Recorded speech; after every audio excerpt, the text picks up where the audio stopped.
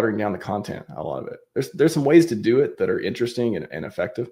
And there's a lot of ways they're just like, I'm not going to be a generic crypto channel because I want to speak to the community. I want to, when we onboard new people, I want them to have a place to come to get good information and to see all the new things happening and to really show them like how amazing the community is. And hopefully they'll take that and they'll onboard more people and they'll be happy with it and they'll make money and all these things.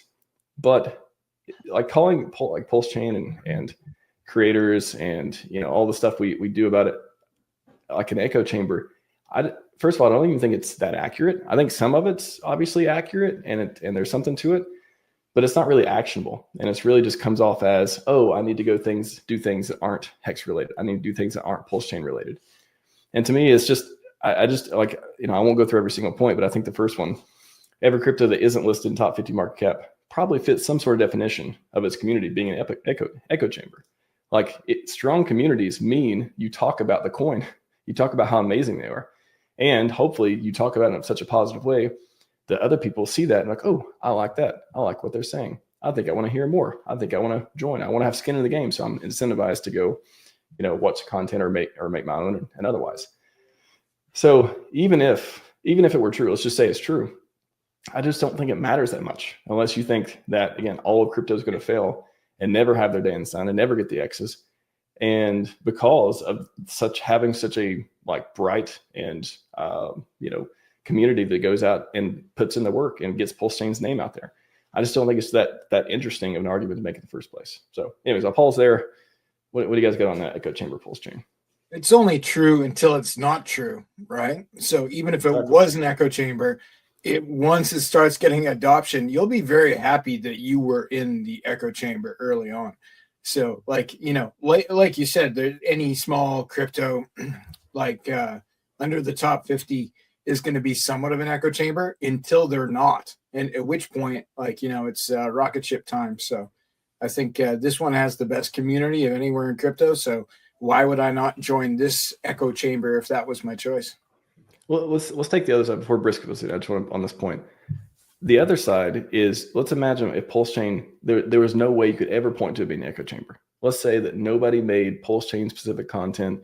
Nobody on Twitter was tagging PulseChain and saying these things. They were always tagging Ethereum. They were always tagging Solana. They only went to events that were other blockchain conference stuff. Nobody had any conferences for us. We were only kind of just like mixing around with the other communities. And we're always saying, oh yeah, we like PulseChain, we like Hex, but we don't want to seem like an echo chamber. We don't want to seem like we're Maxis. We don't want to seem like, we're only into PulseChain and Hex. We want to be friendly with all of crypto. How compelling is that for onboarding people?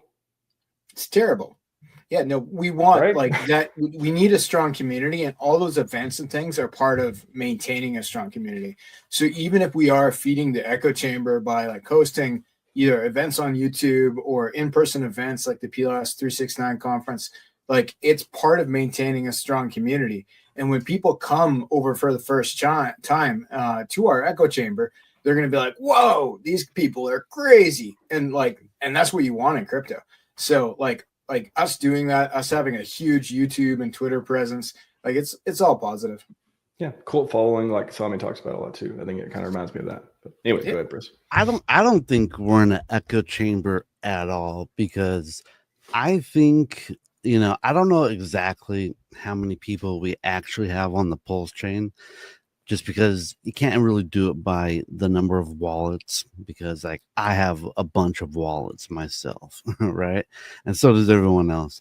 But we have so many people that are just like, so I think a fair number is probably between 30,000 to 50,000 users all across PulseChain. And a lot of these people don't even like Hex. They don't even like Richard Hart, and we're getting people that were, flamboyantly hateful towards Hex and Hexicans and Richard Hart. And now they're inside PulseChain. I'm talking about Tiger Crypto God. As like, he was kind of a hater, but now he's like, oh my God, look at PulseChain, it's moving up. And you know what? I'm glad he was shown the light, and But with that said, like I said, I don't think we're in a echo chamber. We have a lot of people in the community, but at the same time, we have like almost nobody in the community. Like I really believe that PulseChain has 0 adoption so far. 50,000 out of 8 billion is literally nothing. So well, I think we're super early, and you know, it might be an echo chamber now, but like I said, I don't think it is an echo chamber, to tell you the truth. I just don't think it's a very interesting point. Like that's the part. It's like hearing it. It's just kind of like, what do you do? Like again, assume we are an echo chamber. What do you do? Do you just stop making content? Like what? There's no action but to keep making good stuff to onboard people. There's Exactly. no action. I totally agree with that. Like a lot of people say the PulseChain conferences are just echo chambers. And you know, maybe everyone that's watching it right now is probably in PulseChain or Hex, but having these conferences, it's a tool to show people outside, like, hey, look at what we're doing over here, and then they can actually see some tangible stuff, and then they're like, all right, this is maybe something that I could get invested in. Well, it's even a great marketing point of saying, you tell them, oh, you know, have you ever heard of PulseChain? No, they just had like 3 conferences this summer. Like it's amazing. Like stuff like that is so.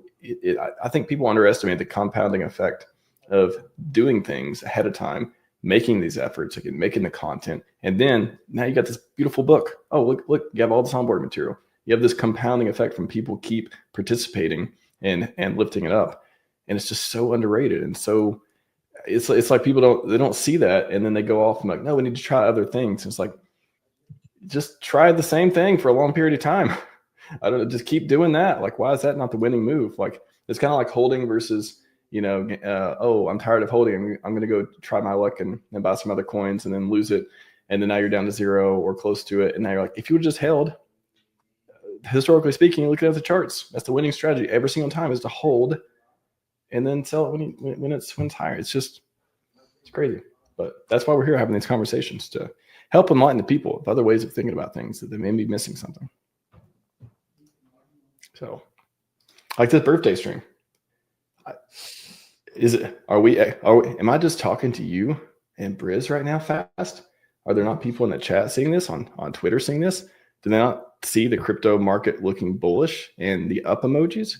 Like, is the content we have from this, is it not going to be clipped into things that can be shared further on X, on YouTube, on Instagram, on, you know, TikTok, wherever else, that doesn't even need to have specific PulseChain titles? Like, yeah, the algorithm, like, it's going to feed people to places that are popular, that have viewers, that have content.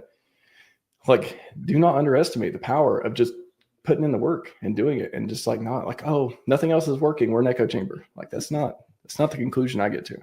It's kind of like the Lindy effect, right? The longer we're here, the more the longer we will probably survive. Yeah. Hex is almost 6 years old now. PulseChain's 2. We ain't going away.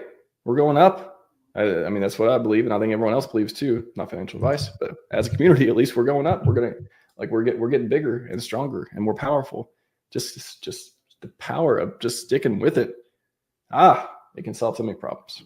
I feel like cryptocurrencies could probably learn a lot from like the auto industry, and how they kind of like, they just keep stuff going, and they're always reinventing themselves.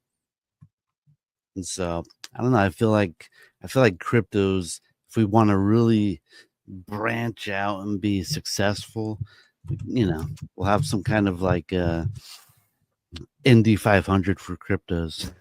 I don't know. Yeah. Well, I think, and this isn't to discourage anyone from going out there and like doing cross community stuff, or like events that are not PulseChain related and all that stuff too, or doing whatever sports stuff, or, you know, sponsorships, blah, blah, blah, like that. There's all kinds of opportunities to do that. But to think that's the answer of like why we're not growing, I think there's way more compelling answers. Macro environment, you know, Richard being muzzled, blah, blah, blah. They're way more compelling than like, oh, it's just us because we're making too much content. Yeah, that's that's reverse thinking. It doesn't make any sense that we're making too much content, therefore we're holding ourselves back. The opposite is true.